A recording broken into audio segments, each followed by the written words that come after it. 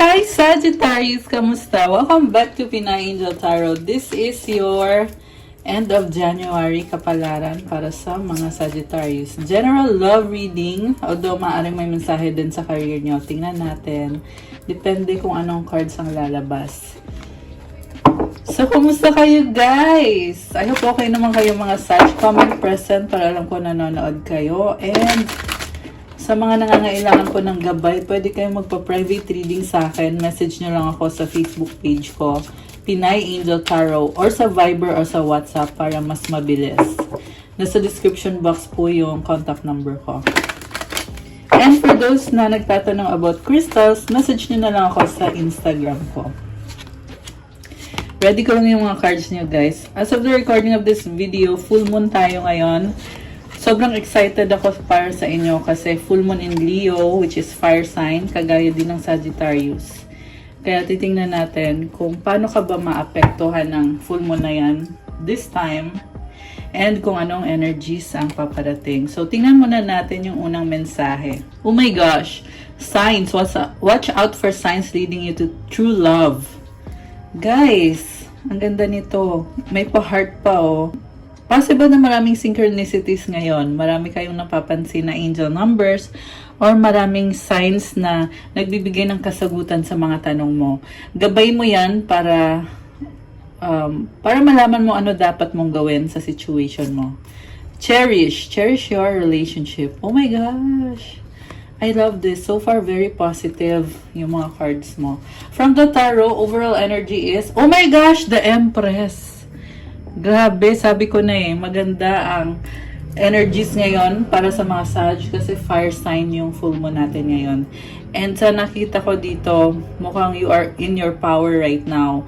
Divine feminine energy. Na-attract mo yung divine counterpart mo, yung masculine. And very attractive ka ngayon. Also, there is abundance, fertility, and prosperity para sa'yo, which is very exciting in time kasi kaka-New Year lang. Happy New Year nga pala sa inyo, guys. Okay. And then, yung focus mo ngayon, Ace of Pentacles, new beginning. Mukhang, I feel like you're taking a risk para sa bagong simula na yan. What crosses you is the Death card. Hindi madali sa'yo to. Meron kang pinagdadaanan na kailangan mong i-release or iwanan or talikuran para ma-achieve mo itong bagong simula. And ang maganda lang kasi dito guys, babaguhin yung sitwasyon nyo, itatransform. Ibig sabihin, bagong cycles na naman and I feel very excited for you guys. What lies below is the Magician. Handa ka na, you have all the tools. Medyo andun yung feeling na parang nalilito ka or kinakabahan ka. Pero, handa ka na mag-manifest. May manifestation symbols siya. Ayan o, kita nyo yan. What lies above is, uy, ang ganda ng card na to, the White Numen. So, this is a special card sa tarot deck na to at nakuha mo siya sa reading mo. And, kitang-kita sa'yo yung spark, yung pag-glow ng aura mo ngayon, Sag. Ilaban mo kung ano sa tingin mo ay kailangan mong gawin kasi things will align in your favor. Siyempre, kailangan gawan mo ng action or gawin mo kung anong kailangan mong gawin para makuha mo yan. Okay, what lies behind is Nine of Swords. So, merong cycle dito na hanging, hindi siya na-resolve itong pinoproblema mo eh.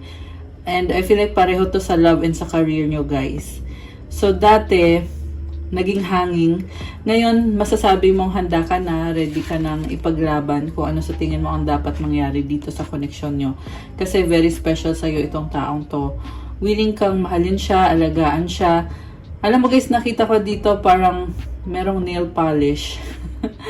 Siguro mahilig kayong mag-nail polish, mga Sag na nanonood. Kung ikaw yon, may mensahe para sa'yo dito. Pero kung hindi naman, wala namang problema. Binanggit ko lang yung mga nakikita ko dito. And then, what lies before you is Ace of Swords. Again, this is a new idea, bagong simula. Mukhang alam mo na kung anong gagawin mo. Meron kang ipaglalaban para sa sarili mo. Itong bagong simula, medyo nakakatakot din, overwhelming. Pero, like I said guys, tinatransform kasi yung sitwasyon mo, binabago. And then, supportive energies, King of Swords. Very logical ka mag-isip ngayon. Nagkakaroon ka ng mental clarity. Kaya lumalakas din ang confidence mo. So, yung person na ka-deal mo, iniisip ka ngayon at hinihintay ka, 3 of Wands. I feel like gusto niyang makipag-collab sa'yo, kumonek sa'yo. Kailangan niya yung commitment mo.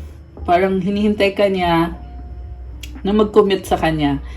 Yung alam, may nasense ako dito na negative thoughts sa part ng person mo. Siguro baka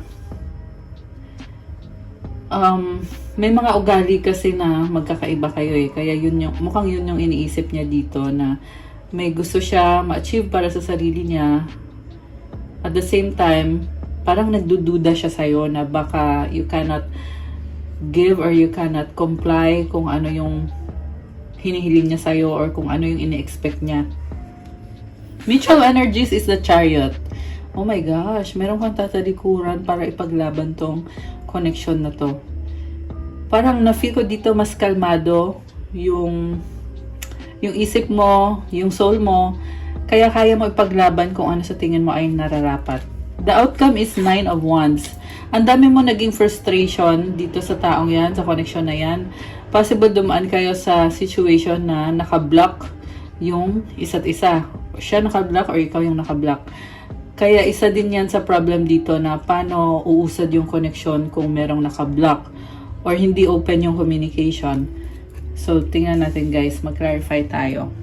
I think I will use ibang cards yung gagamitin ko. Itong gagamitin ko para mag-clarify. So, bakit sobrang ganda ng vibe ni Sag? Bakit na-impress yung overall energy? Tingnan natin. Ay. King of Talismans. Oh my gosh! Nakuha mo yung Magnum Opus card and the 9 of Cups. Guys! Grabe to, Sag, oh! So, this is about achievement na ipaglalaban mo. And, sa huli, nakita ko dito yung happiness mo, fulfillment, contentment. Itong Magnum Opus, best card to sa tarot deck na to. Kanina, nakuha mo din yung best card dito sa kabila, which is White Numen. Ayan. So, doble-dobleng happiness, swerte, wish fulfillment. Ang ganda naman! Ayan, I love it for you guys. So, anyway, very practical ka sa nakikita ko and nagsiselebrate yung nakikita ko dito eh. So, masaya ka sa mga nangyayari sa paligid mo. Although, may isa ka pang hinihiling na yan yung pinaglalaban mo na tinatry mo ma-achieve sa relationship nyo. Possible na gusto mo magkaroon ng pamilya kasi sa nakita ko gusto mo ng stability eh. Gusto mo na talaga na secure yung future mo kasama yung taong yan.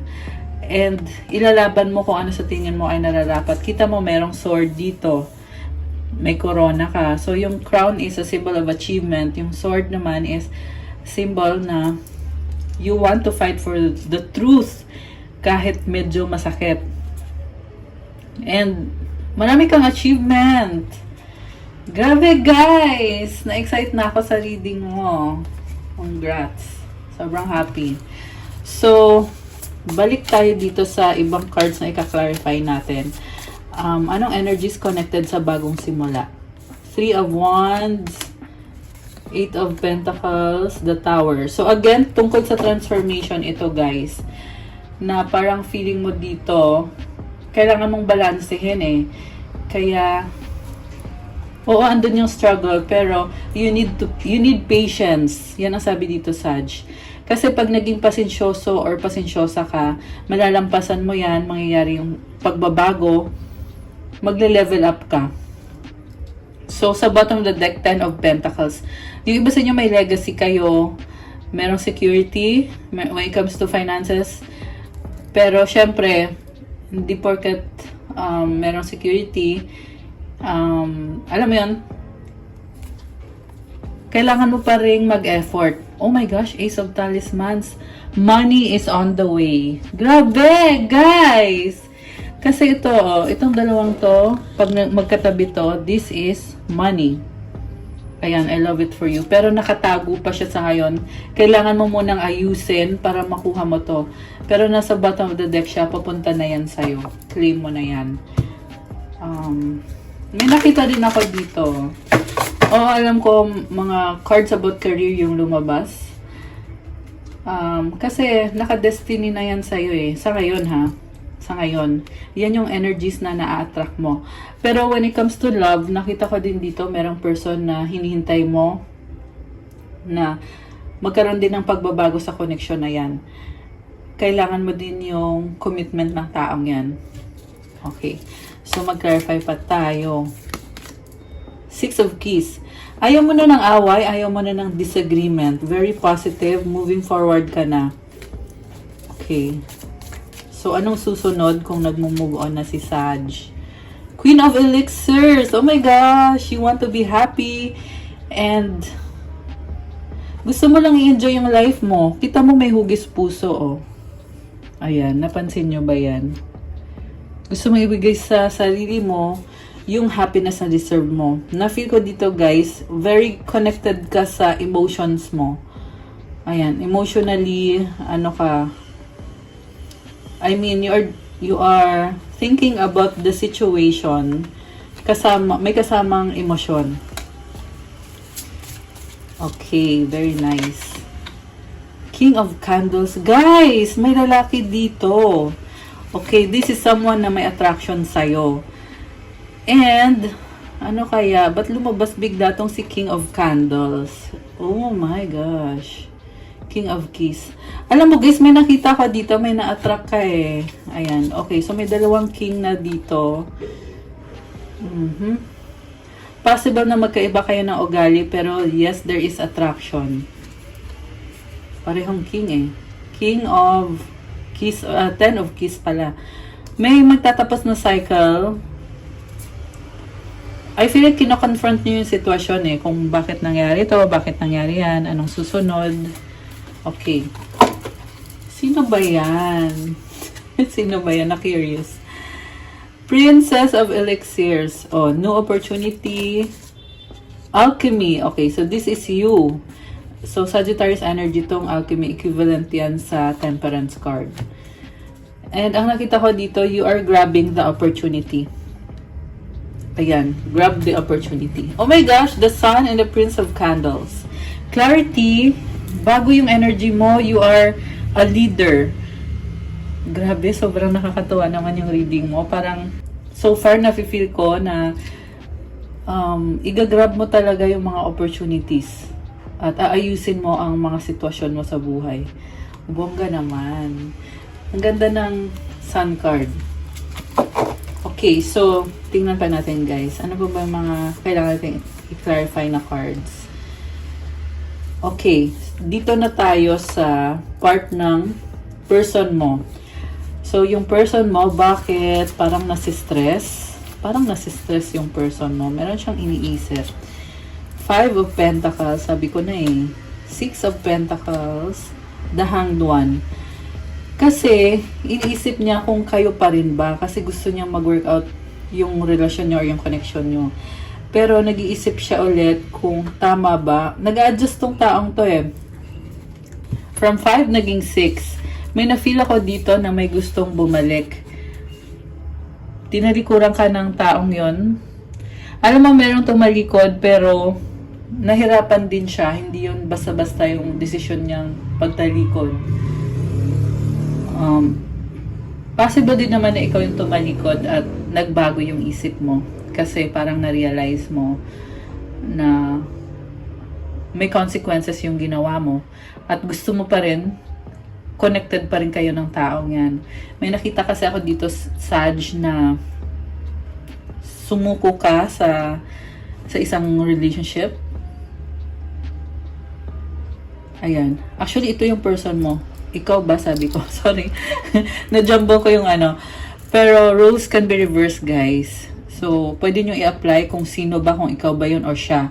Pero kasi yung nakita ko dito, iniwanan mo yung taong to eh. Iniwanan mo siya, nahihirapan siya pero gusto niya kumonect pa rin ulit sa'yo. And nag-a-adjust siya sa'yo. Parang tinitingnan niya, tama ba yung ginawa ko kay Saj?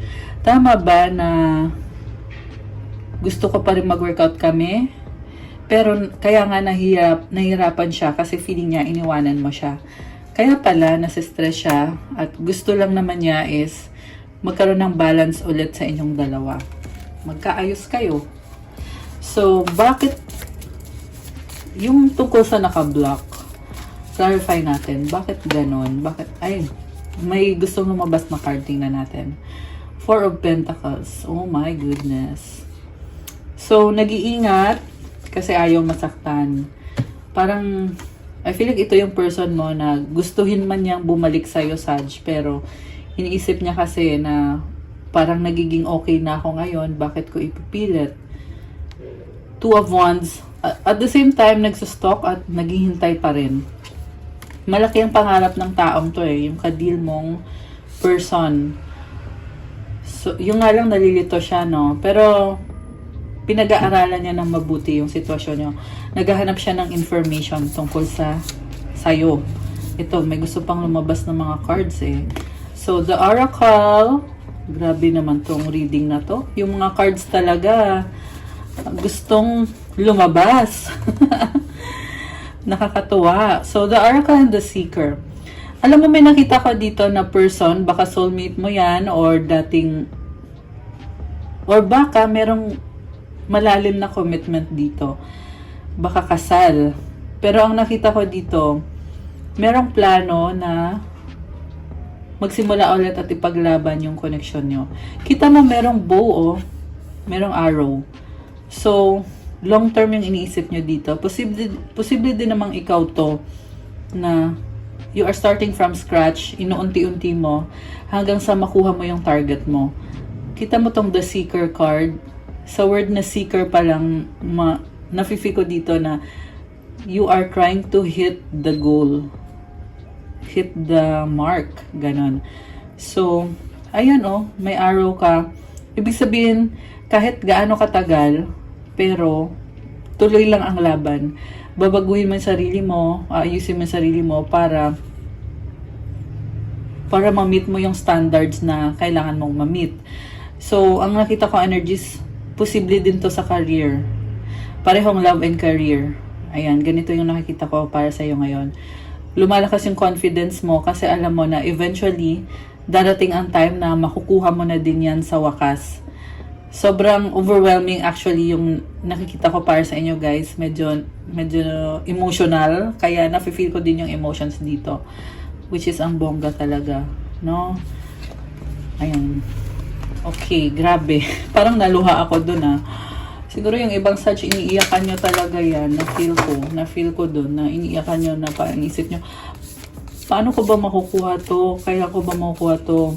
Ilalaban ko pa rin kahit ang tagal. Sa huli, makukuha ko din naman to. And ang ma-advise ko lang is, pagpatuloy mo lang kasi you are doing very well. At ginagabayan ka ng angels mo. Okay? Tsaka mag-pray ka, yung prayers kasi lalo kang pinapalakas. So, ito na naman, may gusto na namang lumabas na card. The Hermit. So, ito ka ngayon, like I said, inuunti-unti mo Pero nagkakaroon ka na din ng clarity. Kita mo yung kulay gold na yan, tapos may mga stars. It means na yan na yung mga lessons learned dahil sa tiyaga mo, The Hermit. Nag-aaral ka pinag-aaralan mo talaga. May na-feel akong healing dito. Kita mo yung Star of David na yan. Nag-expand yung healing energy na yan. So, if you focus on that healing energy, pwede mo siyang i-expand, Saj. Ang daming stars. Ang ganda ng vibe na to, guys. Sobra. So, yung stars kasi, connected ka sa universe. Kaya, may mga stars dyan. Sinusuportahan ka, tinutulungan ka, binibigyan ka ng signs. Kanina nakuha mo din yung signs na card, di ba? Okay. Gusto kong itanong ito ko sa pag-block. Oh my gosh, speaking. Ito ulit, 9 of candles. 9 of wands. Ito yon. May naka-block. Yan yung humahadlang. The lovers. Alam mo kung bakit naka-block? May nakita ka dito, Gemini energy or kahit anong sign, pero itong taong to, kailangan magdesisyon. malaking desisyon kung pipiliin ka ba niya, kung babalik ba siya sa'yo, or hindi. Sa ngayon, nagdadalawang isip siya, Two of Swords. Oh my gosh, na-overwhelmed din kasi siya, Ten of Candles. Nine of Pentacles. Kaya niya sarili niya eh. Masaya siyang mag-isa, Ten of Cups. Yun yung problem. Okay, so mag-clarify pa tayo. Gusto ko clarify. Anong magiging outcome between Sag and itong taong ka-deal niya na mukhang ang dami niyong pinagdaanan. Dami mong frustration sa kanya. So, Three of Pentacles and Ace of Candles. So, the outcome here is pag-aaralan nyo kasi andun pa rin yung attraction. Magsisimula kayo from scratch. Hindi nyo ipipilit, hindi nyo bibiglain. Parang uunti-untiin nyo. Yan yung outcome dito. So, good luck. Sana nga mag-work in favor sa'yo. May nakita ko ulit na hugis puso. Ayan o. Ayan, very nice. Gusto mo yung taong yan, kaya kukonect ka ulit sa kanya or kayong dalawa kukonect kayo sa isa't isa. So, kuha pa tayo kung may last message pa ba para sa'yo. Para dito sa love connection mo. Okay. Ace of Keys and the Devil. Oh my gosh. Attraction to, guys. Chariot. Grabe to, oh. Super attracted kayo sa isa't isa. May nakita kong physical intimacy, attraction. May halong pag-ibig, pagmamahal, King of Elixirs. So, hindi siya basta-basta, physical connection. Meron talagang kasamang pagmamahal. Nakuha mo din yung Fortuna card, which is expansion and growth and stability. Yung iba sa inyo, guys, connected sa career nyo to, na nakakita ko, you are working hard, workaholic, and may mga pangarap ka, nagtitiis ka para sa mga pangarap mo. Ang sabi dito, which is nasabi ko na to kanina, minamanifest mo eh. Ayan, ang ganda oh, number 8. Manifestation to eh. Ibig sabihin connected yung langit at yung lupa. And there is expansion and growth. Ituloy mo lang yung laban. Ayan, very nice! I love it! Kuha ko kayo ng mensahe galing sa universe. Mensahe galing sa universe for Sag. Make sure na nakalike kayo sa video na to. Yung pinakamaraming views this month ay gagawin ko ng bonus reading. Kaya i-like at mag-comment kayo at i-share nyo para dumami lalo ang views sa reading nyo, mga Sagittarius. So, ang mensahe galing sa universe for you is, my energy creates my reality. What I focus on is what I will manifest. So, yun na nga. Focus talaga ang kailangan mo. Kasi na-manifest mo kung saan ka nakafocus. And, ang ganda nito kasi I feel like you have the freedom to create. Yung iba sa inyo merong businessman or woman. Basta, you are very creative person. Yan yung nakita ko dito. And, you can create something amazing. Basta mag-focus ka at ipagpatuloy mo yan. Ganda naman. Okay guys, that's all I have for you, Sagittarius, for your end of January. Kaya end of January medyo na late kasi sobrang busy po talaga lately. Pero, ayun, finally, I'm so glad na nagawa natin to para sa inyo, Sag. Thank you so much! Kung kailangan nyo po ng gabay, kunyari nag-resonate kayo at kailangan nyo ng more information, pwede kayo magpa-private reading sa akin. I-chat nyo lang ako sa Facebook page ko, Pinay Angel Tarot, or sa Viber or sa WhatsApp para mas mabilis. Nasa description box po yung mga link at yung contact number ko.